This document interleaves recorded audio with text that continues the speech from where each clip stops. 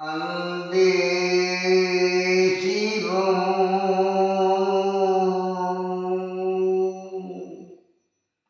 காகபுதுண்டர் பெருநூல் காவியம் 1000 மூலமும் உரையும்.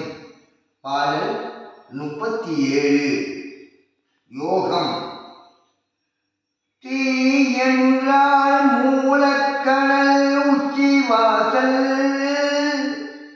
தீண்டி விட்டு மேலே தீபசோதி.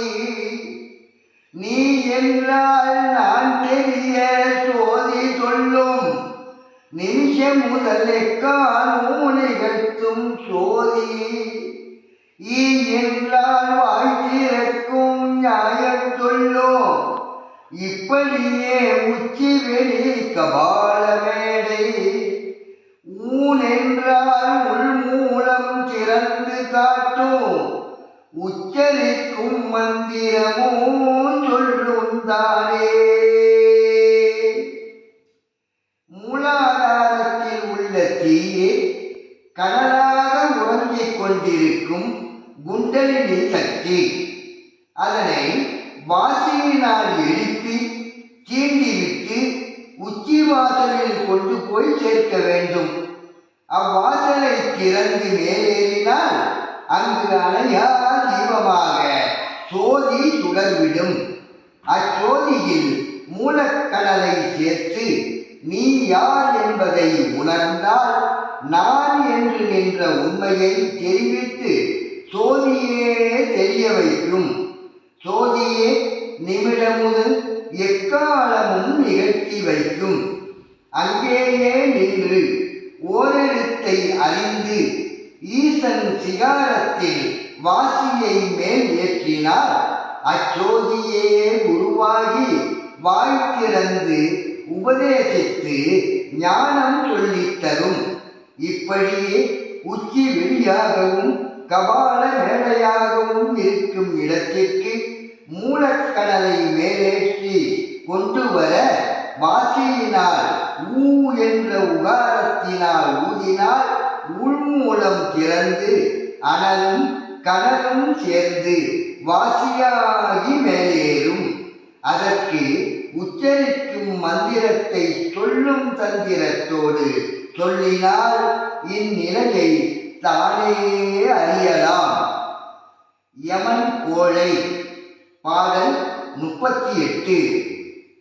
சொல்லுமே கபாலமதில் சேர்ந்த வாசி சோதியொளி கண்டிடுமே கனலால் காலால் நில்லுமே மூலதளம் வாசி கொண்டு நிமிர்ந்திருந்து பார்க்கவுமே பிடலியேறும். கொள்ளுமே பிடலியமன் கோழை தன்னை கொட்டி விடும் கக்கி விடும் சல்லை மெத்த. வெல்லுமே அவ்விடத்தில் பின்னால் நின்று வேதாந்த உச்சி வர மூலம் பாரே. கபாலத்தில் சேர்ந்த வாசியே குருவாகி யாவையும் சொல்லித்தரும். அவ்வாசி காற்றே கனலை எழுப்பி மேலேற்றி சோதி ஒளியை கண்டிடும். மூலாதாரத்தில் வாசியை கொண்டு வந்து நிறுத்தி அங்கு கனலாக இருக்கும் தீயுடன் கலந்து வாசியை மேலேற்று. அப்போது ஆசனத்தில் முதுகுத்தண்டு வளையாமல் நிமிர்ந்திருந்து தியானம் செய்.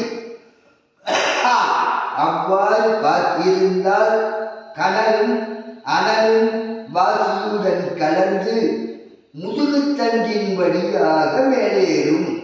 அது பிடரி வழியாக கபாலத்தில் சேர்ந்து அங்கு யமனாக இருக்கும் கோழையை கொள்ளும். இந்த சாதனையினால் மண்டை சளி, நெஞ்சி சளி, தொண்டை சளி என விளங்கும் கோழை எல்லாம் இலகி இறங்கி கொட்டிவிடும். இந்த சிலேத்தும சளிகள் யாவும் தானே கட்டி வெளியேற செய்யும். வாசியே யமனாகிய கோழையை வென்று உச்சிவாசலின் பின்னே நிற்கும். வேதாந்தம் கூறும் பிரம்மம் எனும் உச்சி வர மூலாதாரத்தில் இருக்கும் கடலை மேலேற்றி வாசியை பார். ராக்கால சாதனை பாடல் 39.